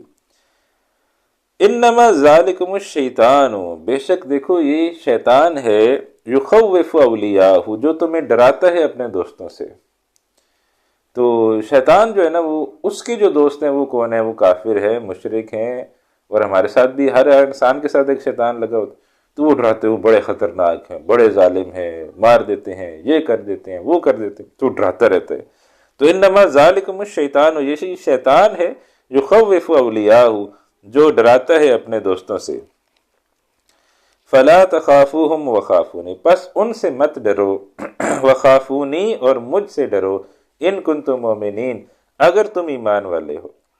تو ان سے ڈرنے کی کوئی ضرورت نہیں ہے، صرف اللہ سبحانہ و تعالیٰ سے ڈرو۔ تو یہ جو ہے یہ تمہارے لیے اللہ سبحانہ و تعالیٰ کافی، حسبنا اللہ و نعم الوکیل، نعم المولا و نعم النصیر۔ اللہ جس کا ساتھی، اللہ جس کا مددگار بن جائے تو پھر اس کو اور کسی سے ڈرنے کی کیا ضرورت ہے؟ فلا تخافوہم وخافونی ان کنتم مومنین، اگر تم مومن ہو تو ان سے مت ڈرو۔ اچھا، اس کا ایک اور ترجمہ بھی کیا گیا، کیا؟ انما ذالکم الشیطان یخوف اولیاء، کہ شیطان جو ڈراتا ہے اس کے ڈرانے کا اثر کس پر ہوتا ہے؟ یعنی جو شیطان ڈراتا ہے کہ وہ اتنا ظالم ہے، اتنے طاقتور ہے، وہ مشرک تو بڑے خطرناک ہیں، بندہ مار دیتے ہیں، یہ کر، تو یہ اس کو جو ڈراتا ہے اس کے ڈرانے کا اثر کس بندے پر ہوتا ہے؟ تو اس بندے پر ہوتا ہے جو شیطان کا دوست ہے، جو پہلے ہی شیطان کا دوست ہے، جو پہلے ہی شیطان سے جو ہے وہ اس کے شکنجے میں ہے، تو وہ پھر اس کے ان دوستوں سے بہت زیادہ جو ہے وہ ڈر جاتا ہے اور وہ پھر ان کے مقابلے میں نہیں آتا۔ جیسے منافقین یہ شیطان کے دوست تھے، تو شیطان نے ان کو ان سے ڈرایا تو وہ میدان جنگ سے جو ہے وہ بھاگ گئے۔ تو فلا تخافوہم وخافونی ان کنتم مومنین، اگر تم مومن ہو تو ان سے مت ڈرو۔ وَلَا يَحْزُنْكَ الَّذِينَ يُسَارِعُونَ فِي الْكُفْرِ، اور اے نبی صلی اللہ علیہ وسلم غمزدہ نہ کریں آپ کو وہ لوگ جو بہت بھاگ دوڑ کرتے ہیں کفر میں، یہ منافقین ہوں، یہود و نصارہ ہوں، بڑی ان کی چلت پھرت، بڑی یہ بھاگ دوڑ کر رہے ہیں اور بڑی محنت و مشقت کر رہے ہیں کہ کسی طریقے سے یہ جو اسلام کا ایک چراغ ہے اس کو بجھایا جائے۔ تو کہا جا رہا ہے ان کی بڑی بھاگ دوڑ، بڑی میٹنگیں، بڑی یہ، بڑی وہ، بڑا یہ جو کچھ کر رہے ہیں، تو نبی صلی اللہ علیہ وسلم آپ کو غمزدہ نہ کریں ان کی یہ جو کچھ ہے۔ انہم لن یضروا اللہ شیئا، بے شک وہ ہرگز نہ بگاڑ سکیں گے اللہ کا کچھ بھی۔ اللہ کا کیسے کوئی کچھ بگاڑ سکتا ہے؟ معاذ اللہ۔ تو لہٰذا یہ جتنی بھی میٹنگیں کر لیں، جتنا بھی اکٹھ کر لیں، جتنا بھی گٹھ جوڑ کر لیں، یہ اللہ سبحانہ و تعالیٰ کا کچھ بھی بگاڑ نہیں سکیں گے۔ یرید اللہ اللہ یجعل لہم حظا فی الآخرۃ، چاہتا ہے اللہ نہ رہنے دے ان کا کوئی حصہ آخرت میں، کہ آخرت کے دن ان کا پھر جو ہے وہ کوئی حصہ نہ ہو۔ وَلَهُمْ عَذَابٌ عَظِيمٌ، ان کے لیے بہت بڑا عذاب ہے۔ تو دنیا ہی کے اندر ان کے ساتھ جو بھی معاملات ہیں وہ کر دیے جاتے ہیں، جو بھی کوئی ان کے اچھے کام ہیں ان کا بدلہ بھی ان کو دنیا میں دے دیا جاتا ہے، اور جو وہ محنتیں مشقتیں کرتے ہیں تو بعض اوقات ان کی ان محنتوں اور مشقتوں کا بدلہ بھی اللہ انہیں دنیا میں دے دیتا ہے، اور وہ بعض اوقات کسی چال میں کامیاب بھی ہو جاتے ہیں، کیونکہ انہوں نے محنت کی ہوتی ہے، تو محنت اللہ تعالیٰ کسی کو ضائع نہیں کرتا، تو سم ٹائم ان کو ان کی ان محنتوں کا بدلہ اللہ دنیا میں دکھا دیتا ہے۔ اللہ چاہے تو کسی کی محنت ضائع بھی کر دے، لیکن اللہ پھر سم ٹائم اس محنت کا بدلہ انہیں دکھا بھی دیتے ہیں، دنیا میں وہ کامیاب بھی جو ہے وہ ہو جاتے ہیں، مسلمانوں کو نقصان بھی ہو جاتا ہے۔ تو لیکن یہ جو ہے یہ اس لیے ہے کہ پھر آخرت میں ان کے لیے کچھ نہیں ہونے والا۔ یرید اللہ اللہ یجعل لہم حظا فی الآخرۃ، چاہتے ہیں اللہ نہ رہنے دے ان کا کوئی حصہ آخرت میں۔ وَلَهُمْ عَذَابٌ عَظِيمٌ، اور ان کے لیے بہت بڑا عذاب ہے۔ ان الذین اشتروا الکفر بالایمان، بے شک جنہوں نے لے لیا کفر ایمان کے بدلے میں، یا خرید لیا کفر ایمان کے بدلے میں، لن یضروا اللہ شیئا، وہ ہرگز نہ بگاڑ سکیں گے اللہ کا کچھ بھی۔ یہ پھر منافقین کا تذکرہ کہ ایمان لے آئے، جب نبی اکرم صلی اللہ علیہ وسلم ہجرت کر کے مدینہ طیبہ تشریف لائے تو لہٰذا یہ لوگ ایمان لے آئے، اور انہوں نے کہا کہ ہم نبی اکرم صلی اللہ علیہ وسلم پر ایمان لاتے ہیں۔ اب جب یہ نبی اکرم صلی اللہ علیہ وسلم پر ایمان لے آئے تو پھر جب جہاد کا مرحلہ آیا، جب قتال کا مرحلہ آیا تو پھر پیچھے ہٹ گئے، اور پھر آگے بڑھ کر جان قربان کرنے کے لیے تیار نہیں ہوئے۔ تو لہٰذا ان کے بارے میں کہا جا رہا ہے کہ یہ جو ہے جنہوں نے کفر جو ہے وہ خرید لیا ایمان کے بدلے میں، لن یضروا اللہ شیئا، ہرگز نہ بگاڑ سکیں گے اللہ کا کچھ بھی۔ تو لہٰذا یہ ڈرتے رہنا چاہیے کہ ایسا نہیں ہے کہ ایمان ایک دفعہ آ گیا تو بس اب گارنٹی ہے جی اب تو مرتے دم تو ایک الحمدللہ ہم تو بڑے مومن ہیں، یہ کبھی بھی یہ چھن سکتی ہے نعمت۔ اور یہ منافقین تو اپنے آپ کو بہت ہی بڑا اعلیٰ قسم کے کوئی مسلمان سمجھتے تھے۔ وہ سورہ بقرہ میں بالکل شروع ہی میں ان کا تذکرہ آ گیا، وَإِذَا قِيلَ لَهُمْ لَا تُفْسِدُوا فِي الْأَرْضِ، جب ان سے کہا جاتا ہے کہ زمین میں اندر فساد مت پھیلاؤ، قَالُوا إِنَّمَا نَحْنُ مُصْلِحُونَ، کہتے ہیں نہیں ہم تو اصلاح کرنے والے ہیں، ہم تو اصلاح پسند ہیں۔ یہ دیکھو یہ جنگ کرنا اور یہ قتل کرنا اور قتل ہو جانا اور یہ تو کوئی پسندیدہ بات نہیں ہے، ہم تو اصلاح کرنے والے ہیں۔ تو یہ منافق تو اپنے آپ کو پکا سچا ٹھکا مومن جو ہے وہ سمجھتے ہیں۔ تو لہٰذا ہماری بھی کوئی ایسی کیفیت نہ ہو تو اپنا جائزہ جو ہے وہ مسلسل لیتے رہنا چاہیے، اپنے ایمان کا اپنی کیفیات کا مسلسل جائزہ لیتے رہنا چاہیے کہ اندر کی کیا کیفیت ہے، اندر سے بھی مسلمان ہے یا بس اندر خالی ہو چکا ہے اور اوپر سے جو ہے وہ ہم نعرہ لگا رہے ہیں کہ ہم مسلمان ہیں۔ ان الذین اشتروا الکفر بالایمان، بے شک جنہوں نے لیا ہے کفر ایمان کے بدلے میں، لن یضر اللہ شیئا، وہ ہرگز نہ بگاڑ سکیں گے اللہ کا کچھ بھی، ولہم عذاب علیم، اور ان کے لیے دردناک عذاب ہے۔ ولا یحسبن الذین کفروا، اور ہرگز وہ خیال نہ کریں کہ جو کافر ہیں، انما نملی لہم، کہ یہ جو ہم ڈھیل دے رہے انہیں، خیر لانفسہم، یہ ان کے لیے کوئی بہتر ہے۔ یہ اللہ سبحانہ وتعالیٰ کی ایک سنت ہے، اللہ کا ایک طریقہ ہے کہ وہ کسی کو فوراً نہیں پکڑتا۔ جیسے ہم کوئی جھوٹ بولتے، سم ٹائمز ساری ہم بول ہی لیتے، تو کوئی جھوٹ بولے تو کچھ بھی نہیں ہوگا، بلکہ ہو سکتا ہے کوئی فائدہ شائدہ بھی ہو جائے۔ اسی طریقے سے جو دھوکہ کرتا ہے، بےایمانی کرتا ہے، چوری کرتے، اللہ تعالیٰ فوراً نہیں پکڑتے۔ اچھا کوئی ظلم کر رہا ہے، کوئی زیادتی کر رہا ہے، اور بعض اوقات ہوتا ہے کہ وہ ڈھیل ہوتی ہے اس کے لیے اور وہ ڈھیل بڑھتی جاتی ہے، تو لہٰذا وہ انسان بھی یہ سوچتا ہے کہ اس کو پکڑ جو ہے وہ کیوں نہیں آ رہی ہے اللہ سبحانہ وتعالیٰ کی طرف سے، اور بعض اوقات تو اس کی زبان سے بھی نکل جاتا ہے کہ اللہ نے ایسے کو پتہ نہیں کیوں جو ہے وہ ڈھیل دی ہوئی ہے، پتہ نہیں معاذ اللہ اللہ ہے بھی کہ نہیں ہے، تو اس قسم کے کلمات کفر بھی نکل جاتے ہیں۔ تو اللہ تعالیٰ کی ایک اپنی سنت ہے، اللہ تعالیٰ کا ایک اپنا طریقہ ہے، وہ جو ہے وہ ڈھیل دیتے ہیں۔ اب کس کو کتنی ڈھیل دینی ہے یہ اللہ سبحانہ وتعالیٰ کا اپنا فیصلہ ہوتا ہے، کسی کو معمولی ڈھیل دی جاتی ہے، کسی کو ہو سکتا ہے 50 سال 60 سال جو ہے وہ دے دی جائے۔ تو وَلَا يَحْسَبَنَّ الَّذِينَ كَفَرُوا، اور ہرگز وہ خیال نہ کریں جنہوں نے کفر کیا، انما نملی لہم، کہ یہ جو ہم انہیں ڈھیل دے رہے ہیں، خیر لانفسہم، یہ ان کے لیے کوئی بہتر ہے۔ یہ جو انہیں ڈھیل دی جا رہی ہے کیوں دیتی ہے؟ یا بعض لوگوں کو ہم دیکھتے ہیں بڑے ظالم ہیں اور ان کے ساتھ کچھ بھی نہیں ہو رہا، تو وہ تو کچھ بھی نہیں ہوا ان کے ساتھ، تو کیا اللہ تعالیٰ اس کی حکمت بیان کر رہے ہیں؟ انما نملی لہم، یہ جو ہم ان کو ڈھیل دے رہے ہیں یہ اس لیے دے رہے ہیں، لیزدادوا اسما، تاکہ وہ بڑھ جائیں اپنے گناہ میں، کہ وہ اور زیادہ جو ہے وہ گناہ کرنے لگ جائیں۔ یعنی ابھی تو ہم پکڑیں گے تو یعنی 100 میں سے ہو سکتا ہے اگر 10 نمبروں پر پکڑ لیا جائے تو اس کی تو سزا جلدی ختم ہو جائے گی، گناہ کی سزا، گناہ تھوڑے تھے تو جلدی سزا ختم ہو جائے گی۔ ہاں اگر اسے اور ڈھیل دی تو وہ 10 کے بعد 20 نمبر پہ چلا جائے گا، پھر ہوتے ہوتے وہ 70 80 90 100 پہ چلا جائے گا، پھر جب اس کی پکڑ آئے گی تو اس کے گناہ بھی بہت زیادہ ہوں گے، اور اس کے گناہوں کے سبب پھر اس کی سزا بھی بہت زیادہ ہوگی۔ تو لہٰذا اللہ تعالیٰ ڈھیل اس لیے دیتے ہیں کہ بھائی ٹھیک ہے کر لو گناہ، اللہ تعالیٰ دیکھ رہے، اللہ ادھر ہی ہے، تو دیکھتے ہیں تم کہاں تک جا سکتے ہو، تو پھر اللہ تعالیٰ کی پکڑ آ جاتی ہے۔ انما نملی لہم لیزدادوا اسما، یہ ڈھیل تو صرف اس لیے ہوتی ہے کہ وہ بڑھ جائیں اپنے گناہ میں، ولہم عذاب مہین، اور ان کے لیے ہوتا ہے ذلت والا عذاب، ان کے لیے ذلت والا عذاب جو ہے وہ ہوتا ہے۔ اچھا ان میں سے اگر کوئی تھوڑی بہت بھی سلیم فطرت ہو، اور پھر ممکن ہے کہ اللہ تعالیٰ ان کو کوئی ہدایت بھی دکھا دیتے ہیں بعض اوقات بعض لوگوں کو، تو لہٰذا وہ فوری گناہ کی پکڑ آ جائے تو فوراً ان کو سزا آ جائے، لیکن وہ جو تھوڑا ڈیلیڈ ہو جاتا ہے تو ممکن ہے کہ وہ ہدایت کی طرف آ جائے، تو وہ بہرحال حساب ہوگا، یعنی جو اس نے ظلم کیا تھا، زیادتی کی تھی، اس کا حساب کتاب تو ہوگا، لیکن ممکن ہے کہ وہ اس کے بعد اس کی نیکیاں اتنی بڑھ جائیں کہ وہ پھر اللہ تعالیٰ اس کو بھی کسی طریقے سے کمپنسیٹ کر دے، تو اس کو معاف کر کے جنت میں داخل کر دیں۔ توبہ سے انسان کے گناہ ویسے ہی معاف ہو جاتے ہیں، البتہ بندوں کے ساتھ کوئی ظلم زیادتی کی ہوئی ہو، لوگوں کے ساتھ کوئی ظلم زیادتی کی ہوئی ہو تو وہ پھر توبہ کرنے سے معاف نہیں ہوتے جب تک وہ بندہ خود جو ہے وہ معاف نہیں کرے گا۔ تو لہٰذا بہرحال یہ بہت ساری حکمتیں ہوتی ہیں کہ کسی گناہ گار کو فوراً نہ پکڑنے کی، لیکن یہاں پر جو بات ہے وہ یہ آئی ہے کہ وہ ذرا اور گناہ کر لے، وہ اور اچھے طریقے سے گناہوں کے اندر بڑھ جائے، پھر جو ہے وہ ہم اس کو پکڑیں گے۔ ما کان اللہ لیذر المؤمنین علی ما انتم علیہ، نہیں ہے اللہ کہ چھوڑ دے مومنوں کو اسی حال پر کہ جس پر تم ہو۔ یعنی یہ بھی اب اللہ تعالیٰ کی ایک اور سنت آ رہی ہے کہ وہ ایمان والوں کو تکلیف میں کیوں ڈالتا ہے، ایمان والوں کو آزمائش میں، مشقت میں، مصیبت میں کیوں ڈالتا ہے؟ تو ما کان اللہ لیذر المؤمنین علی ما انتم علیہ، نہیں اللہ کہ چھوڑ دے مومنوں کو اسی حال پر جس پر تم ہو، حتی یمیز الخبیث من الطیب، یہاں تک کہ وہ جدا کر دے ناپاک لوگوں کو پاک لوگوں سے، یعنی چھانٹی جو ہے وہ ہونی چاہیے۔ تو چھانٹی کیسے؟ جب تکلیفیں آئیں گی، مصیبتیں آئیں گی، پریشانیاں آئیں گی، تو بعض لوگ جو اللہ نے تو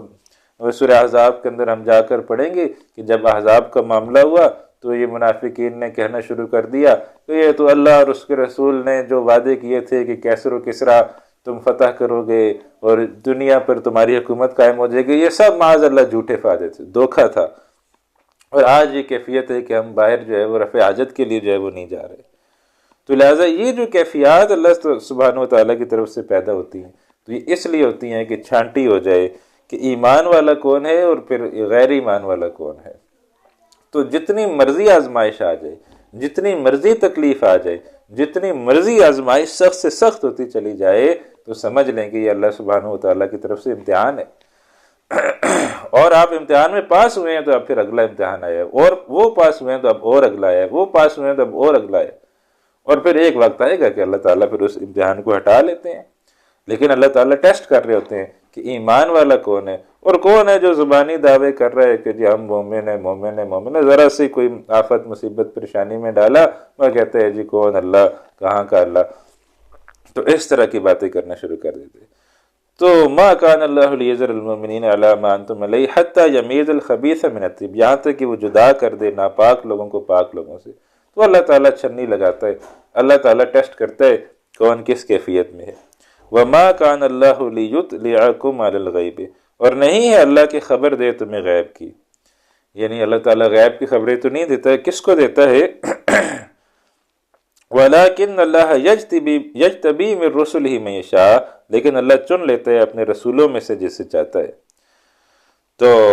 نبی اکرم صلی اللہ علیہ وسلم کو بھی بعض اوقات بتا دیا گیا کہ منافقین کون کون ہیں، لیکن اصل میں تو اللہ سبحانہ وتعالیٰ جانتے ہیں تمام منافقین کی بات۔ تو یہ غیب کی خبر یہاں سے مراد ہے کہ ایمان والا کون ہے اور ایمان میں کمی والا، نفاق والا، منافق کون ہے۔ تو اللہ تعالیٰ غیب کی خبریں کسی کو نہیں دیتا۔ تو ولیکن اللہ یجتبی من رسلہ من یشاء، اللہ چن لیتا ہے اپنے رسولوں میں سے جسے چاہتا ہے، تو ان کو یہ خبریں دے دی جاتی ہیں۔ فآمنوا باللہ ورسولہ، بس تم کیا کرو، تم ایمان لاؤ اللہ پر اور اس کے رسول پر، اپنے ایمان کو جو ہے وہ مضبوط کرو اور اللہ اس کے رسول پر ایمان لے کے آؤ۔ وَإِن تُؤْمِنُوا وَتَتَّقُوا، اور اگر تم ایمان لے آئے اور تم نے پرہیزگاری اختیار کی، فَلَكُمْ أَجْرٌ عَظِيمٌ، تو تمہارے لیے ہوگا بہت بڑا اجر۔ تو ایمان لاؤ، اللہ تعالیٰ آزمائے گا، اور اللہ تعالیٰ آزماتا ہے، آزمائش کے بعد بھی تم نے اپنے ایمان کے اندر جو ہے وہ کامیاب رہنا ہے، تو کامیاب رہنے کے بعد اللہ تعالیٰ پھر تمہیں اجر عظیم سے جو ہے وہ نوازے گا۔ تو لہٰذا امتحان بس دعا کرو اللہ تعالیٰ ختم کر دے جلدی، لیکن جب تک چل رہا ہے اس کو صبر و شکر سے گزارو۔ اب یہ جو ہے یہ آخری آیت آ رہی ہے، اور اس آخری آیت میں جو ہے وہ بات کو مکمل کیا جا رہا ہے غزوہ احد پر جو تبصرہ جو ہے وہ شروع ہوا تھا تقریباً 60 آیات پہلے، 120 یا 121 سے تقریباً یہ سلسلہ شروع ہوتا ہے، اور اب 180 نمبر آیت پہ آ کے جو ہے یہ مکمل ہو رہا ہے، اور غزوہ احد کے حالات پر تبصرہ مکمل ہوگا۔ فرمایا وَلَا يَحْسَبَنَّ الَّذِينَ يَبْخَلُونَ، پھر وہی شدت، پھر وہی زوردار انداز بیان، فرمایا وَلَا يَحْسَبَنَّ الَّذِينَ، اور ہرگز گمان نہ کریں، الَّذِينَ يَبْخَلُونَ، وہ لوگ کہ جو بخل کرتے ہیں، بِمَا آتَاهُمُ اللَّهُ مِنْ فَضْلِهِ، اس میں سے جو دیا ہے اللہ نے انہیں اپنے فضل سے، یعنی اللہ کے راستے میں مال نہیں لگاتے، اور جہاں جائز ضرورت ہے وہاں بھی نہیں لگاتے، بہت پیسہ بچا کے رکھتے ہیں، اور ہر وقت ان کی یہ خواہش ہوتی ہے کہ وہ پیسہ بچا لیں، ادھر سے بھی پیسہ بچا لیں، ادھر سے بچا لیں، انتہا درجے کے کنجوس جو ہے وہ ہوتے ہیں۔ تو ہر وقت ان کی یہی فکر ہوتی ہے کہ کس طریقے سے جو ہے وہ کسی طریقے سے پیسہ جو ہے وہ بچا لیا جائے۔ تو ایک شخص جو تھا اس نے وہ دیسی گھی کا ڈبہ جو ہے وہ کہیں سے لے آیا، اور دیسی گھی کے ڈبے سے جو ہے وہ اب گھی اگر روٹی کے ساتھ گھی لگائیں تو وہ تو ختم ہو جائے گا، تو لہٰذا وہ گھی کے ڈبے کے اوپر جو ہے وہ ایسے اس کو پھرانا ہوتی تھی روٹی، اور پھر اس کو کھا لینی ہوتی تھی۔ تو لہٰذا وہ ایسا کرتے رہے تو وہ روٹی ایسے گھماتے اور وہ کھا لیتے۔ تو یہاں تک کہ وہ جو ڈبہ لایا تھا، وہ ڈبہ تھا ان کا، وہ بندہ مر گیا۔ تو اب جب مر گیا تو اس کا بیٹا جو ہے وہ اب گھر کا سربراہ بنا۔ تو اس نے کیا کیا، اس نے وہ ڈبہ اٹھا کے وہ اپنے جو ہے وہ الماری کے اندر رکھ دیا، اور بھائیوں سے روتے ہوئے کہا دیکھو اب وہ عیاشیاں نہیں چلیں گی جو اس سے پہلے ہم کرتے رہے ہیں، یہ جو عیاشیاں کرتے رہے نا کہ ہم ایسے گھما گھما کھا لیتے تھے، اب وہ عیاشیاں نہیں چلیں گی، اب ابا نہیں رہا، تو اب اس کو الماری کے اندر میں نے رکھ دیا ہے۔ تو یہ تو بخل کا ایک ہے۔ تو بڑے بڑے بخیل دنیا کے اندر جو ہے وہ پائے جاتے ہیں، ایسے ایسے مشورے دیتے ہیں، ایسی ایسی بات بتاتے ہیں، بندہ حیران رہ جاتا ہے کہ یار اچھا اس طرح بھی جو ہے وہ پیسے بچائے جا سکتے ہیں۔ تو ورنہ تو خرچ، تو اللہ سبحانہ و تعالیٰ کیا کہتے ہیں، اللہ کہتے ہیں کہ دیکھو بہت بخل بھی نہ کرو، بہت زیادہ، وہ آگے ہم چل کر پڑھیں گے، بہت زیادہ یعنی زیادہ پیسے بھی خرچ نہ کرو، یعنی اعتدال کے اندر رہو۔ بعض لوگ ہوتے ہیں کہ 4 پیسے آئے نہیں کہ 8 لگا دیے، تو وہ بھی اللہ تعالیٰ کو پسند نہیں ہے۔ تبذیر بھی اللہ تعالیٰ کو پسند نہیں ہے۔ وہ تبذیر ہوتی ہے بہت زیادہ پیسہ لگانا، یعنی 1000 روپے کا جوڑا پہنا جا سکتا ہے، چلو 1500 2000 کا بھی پہنا جا سکتا ہے، لیکن 20000 کا جوڑا پہنا جائے، 30000 کا، 40000 50000 کا جوڑا پہنا جائے، لاکھ روپے کا جوڑا پہنا جائے، تو یہ بھی پھر اللہ تعالیٰ کو پسند نہیں ہے۔ تو بہت زیادہ کنجوسی بھی، بہت زیادہ پیسے بچانا بھی اللہ تعالیٰ کو پسند نہیں ہے، اور بہت زیادہ عیاشی کرنا اور بہت زیادہ پیسہ لگا دینا یہ بھی اللہ تعالیٰ کو پسند نہیں ہے۔ اللہ تعالیٰ کہتے ہیں تم درمیان میں رہو، خیر جو ہے وہ اعتدال کی راہ جو ہے وہ اپنا اس کے اوپر چلتے رہو۔ تو ہرگز گمان نہ کریں وہ جو بخل کرتے ہیں اس میں سے جو دیا ہے انہیں اللہ نے اپنے فضل میں سے، ہوا خیر اللہ، کہ وہ ایسا کرنا ان کے لیے بہت بہتر ہے، کہ وہ جو بخل کر رہے ہیں، وہ جو پیسے بچا رہے ہیں، تو اس طریقے سے ان کا پیسے بچانا جو ہے وہ بڑا زبردست، بڑے سیانے ہیں، بڑے پیسے بچا لیے ہیں، بڑا شاندار کام کر لیے، ہوا خیر اللہ، بڑا ان کے لیے بہتر ہے، بل ہوا شر اللہم، نہیں یہ ان کے لیے شر ہے، ان کے لیے نقصان کا باعث ہے۔ اور خاص طور پر اگر یہاں اگر ہم بات کریں تو یہاں پر علماء نے جو بات کی کہ زکوٰۃ کی بھی ادائیگی نہ کرنا، یعنی کسی کے اوپر زکوٰۃ بنی ہوئی ہے اور وہ زکوٰۃ بھی جو ہے وہ ادا نہیں کر رہا، اور خاص طور پر خواتین جو ہے وہ اس بات کو سمجھیں، ان کے پاس سونا ہوتا ہے اور وہ ان کے اوپر زکوٰۃ بنی ہوتی ہے لیکن وہ دیتی نہیں ہے، اور مردوں کے اوپر زکوٰۃ بنی ہے تو مرد بھی نہیں دے رہے، تو لہٰذا مرد ہوں عورت ہوں آپ جو بھی ہیں اپنے زکوٰۃ کے حساب کر کے کیلکولیٹ کر کے زکوٰۃ کی ادائیگی کریں، اور دیکھیں کہ اگر آپ کے اوپر زکوٰۃ بن رہی ہے تو اس زکوٰۃ کو ادا کریں۔ تو یہاں خاص طور پر وہ بھی بات آ رہی ہے کہ اس کے اندر اشارہ ایک یہ بھی موجود ہے کہ اگر زکوٰۃ نہیں دے رہے تو پھر بھی تم جو ہے وہ بخیل ہو۔ تو بل ہوا شر اللہم، ان کے لیے شر ہے، اور وہ شر کیا ہے، وہ پیسوں کو سینت سینت کے رکھنا، وہ سونے چاندی کو جمع کر کر کے رکھنا، وہ اللہ کے راستے میں مال خرچ نہ کرنا، وہ ضروریات پر بھی مال خرچ نہ کرنا، تو وہ کیا ہے، سیطوقون ما بخلوا به یوم القیامت، ان قریب انہیں توق پہنائے جائیں گے اس مال کے انہوں نے بخل کیا جس میں روز قیامت، یعنی وہ جو ہے وہ مال اس کو پھر اس کو اس طرح بنایا جائے گا کہ وہ توق بن جائیں گے، اور وہ توق جو ہے وہ ان کو پہنائے جائیں گے، اور ان توق وہ یعنی جیسے وہ ہتھکڑیاں لگی ہوتی ہیں، اگر آپ نے دیکھو تو ہتھکڑیاں جس طرح لگی ہوتی ہیں، تو توق جو ہے وہ گلے میں ڈالا جاتا ہے، تو وہ گلے میں وہ بہت اتنا بھاری ہوتا ہے کہ اس کو اٹھانا جو ہے وہ مشکل ہو رہا ہوتا ہے، تو لہٰذا وہ جو سونا اور چاندی اور وہ جو ہار سیٹ ہم نے بنائے ہوئے ہیں وہ ہار سیٹ بھی گلے میں ہی ڈالا جاتا ہے۔ تو اللہ فرما رہے کہ وہ اگر اس پر زکوٰۃ نہیں دی ہوئی، اگر زکوٰۃ کی ادائیگی اس کے اوپر نہیں ہوئی تو اتنا بھاری ہو جائے گا اور وہ توق بن جائے گا، آگ والا بن جائے گا، وہی سونا اور وہی چاندی جو تم جمع کر کر کے رکھتے تھے نا، آج تمہارے لیے اس کا یہ انجام کیا جا رہا ہے۔ سیطوقون ما بخلوا به یوم القیامت، ان قریب انہیں توق پہنائے جائیں گے اس مال کے انہوں نے بخل کیا جس میں روز قیامت۔ اور یہاں پھر اس میں یہ بعض علماء نے کہی کہ جو زکوٰۃ جو ہے وہ نہیں ادا کر رہے، زکوٰۃ ادا کر دیں پھر مال پاک ہو جاتا ہے، لیکن اگر زکوٰۃ بھی نہیں ادا کر رہے تو پھر اس مال کو توق بنایا جائے گا۔ وَلِلَّهِ مِيرَاثُ السَّمَاوَاتِ وَالْأَرْضِ، اور اللہ ہی کے لیے ہے وراثت آسمانوں کی اور زمین کی، وَاللَّهُ بِمَا تَعْمَلُونَ خَبِيرٌ، اور اللہ اس سے جو تم کر رہے ہو خوب باخبر ہے۔ تو یہ بھی ایک بات تھی کہ منافقین کہتے تھے مال ہی نہ خرچ کرو، جب ان کے پاس مال ہی نہیں ہوگا تو یہ کیسے جنگیں کریں گے، جنگ کرنے کے لیے بھی تو مال جو ہے وہ چاہیے ہوتا ہے، تو لہٰذا مال ہی نہ خرچ کرو۔ تو لہٰذا یہ بھی ایک اسی کا گویا آپ سمجھیے کہ حصہ تھا، لہٰذا آخر میں یہ بات جو ہے وہ کی گئی کہ مال بھی اللہ تعالیٰ کے راستے میں خرچ کرنا چاہیے. اللہ تعالیٰ کے راستے میں مال خرچ کرنا اللہ تعالیٰ کو بڑا جو ہے وہ پسند ہے. تو یہاں پر جو ہے وہ غزوہ احد پر جو ہے وہ تبصرہ جو ہے وہ مکمل ہوتا ہے. اور یہ تقریباً ہماری شاید 3 کلاسیں جو ہیں وہ گزری ہیں اور تقریباً 6 رکوع ہیں جن کے اندر جو ہے یہ اللہ سبحانہ و تعالیٰ نے غزوہ احد کے حالات بیان کیے ہیں. تو اس کے اندر دیکھیں کہ ہمارے لیے جو ہے وہ کیا سبق ہے. تو ہمارے لیے بھی اللہ سبحانہ و تعالیٰ نے بے شمار اسباق رکھے ہیں کہ اللہ کے جس دن موت آنی ہے اس دن آنی ہے. اللہ کے راستے میں مرنے سے ڈرا مت کرو اور شہادت کی تمنا رکھو. اللہ تعالیٰ سے دعا مانگا کرو اللہم ارزقنی شہادۃ فی سبیلک کہ اللہ ہمیں شہادت کی موت جو ہے وہ نصیب فرما. تو موت سے جو ہے وہ نہیں ڈرنا اور جس دن موت آئے گی اسی دن آئے گی. اللہ کے راستے میں نکلو اور اگر تمہیں اللہ کے راستے میں شہادت آ گئی تو یہ تمہارے لیے سب سے بڑی جو ہے وہ کامیابی ہوگی. سب سے بڑی کامیابی اگر ہو سکتی ہے تو یہی ہے کہ اللہ کے راستے میں شہید ہوا جائے. اور جب تک وہ موقع نہیں ملتا تب تک تیاری کرو, جان لگاؤ. دیکھو تم کیا کر سکتے, آج کے اس وقت ہم کیا کر سکتے ہیں دین کے لیے. کہیں مال لگا سکتے ہیں تو مال لگائیں, کہیں جو ہے وہ کچھ اور دین کی دعوت کا کام کر سکتے ہیں تو کریں. تو جو جس کو جو صلاحیت دی ہے اللہ نے وہ سوچے تو صحیح نا. ہم میں سے ہر شخص سوچے کہ بھائی میں کیا کر سکتا ہوں. تو یہ سوچنا بھی بہت بڑی نعمت ہے. میں اور آپ اگر یہ سوچنے لگ جائے نا کہ اللہ ہم تیرے دین کے لیے کیا کر سکتے ہیں تو یہ سوچنا بھی جو ہے وہ بہت بڑی نعمت ہے. یہ سوچنا بھی بہت بڑی عبادت بن جائے گی کہ ہم سوچ تو رہے ہیں کہ اللہ کے دین کے لیے کچھ کیا جائے. اور جب ہم سوچیں گے تو اللہ تعالیٰ راستے بھی جو ہے وہ کھول دیں گے. تو بہرحال ابھی یہاں پر ہم آج رکیں گے. 18 رکوع جو ہے وہ مکمل ہوئے ہیں. سورہ آل عمران کے 2 رکوع اب رہ گئے ہیں انشاءاللہ تعالیٰ اور وہ ہماری کوشش ہوگی اگلی کلاس کے اندر ہم پڑھیں گے وہ 2 رکوع اور انشاءاللہ اس طریقے سے ہم سورہ آل عمران کو بھی مکمل کریں گے. اور پھر انشاءاللہ اسی طریقے سے اللہ نے چاہا تو ایک دن پورا قرآن بھی ہمارا مکمل ہو جائے گا. اللہ تعالیٰ ہمارا اس طریقے سے قرآن کریم کو سمجھنا پڑھنا